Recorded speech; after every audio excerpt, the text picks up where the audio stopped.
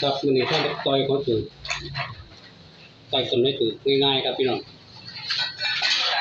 มังกรตัวอันนี้พุ่งกับไปเพื่อนผู้มีครับครับจึ๊กต่อยเขาถือง่ายๆครับพี่น้อง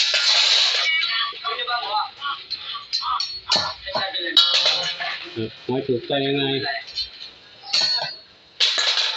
รับสวัสดีพี่ครับเรียบร้อยแกงหอยถูกกับแรกต่อยหอยถูกง่ายๆครับพี่น้องต่อยหอยถูกนี่หอยขมครับนี่มีบางก็เป็นหูที่ครับพี่2 อันอีกอันหนึ่งกับนี่ตัวหูนี่ครับตัวหูปั้นปั๊บเรียบร้อยครับพี่น้องง่ายๆครับเร็ว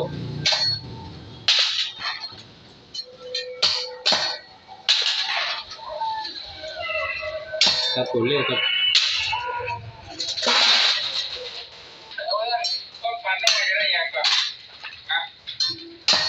รียบร้อยมีบางก็ครับพี่น้องมีหูสิเนี่ยง่ายๆครับ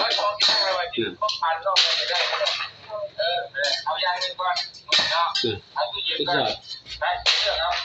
ง่ายอย่างนี้ครับพี่น้องนะ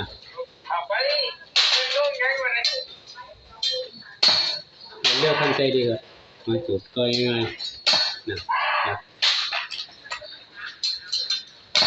ต่อยมาจุดค่อยคมครับไม่เดี๋ยวผมกลัวพี่ช็อปพี่ดูทางนี้พอแล้วพี่เดี๋ยวผมกลัวพี่ช็อปไม่ใช่หรอกเพราะหน้าจอก่อนนะครับผมส่วนเร็วทันใจดีครับ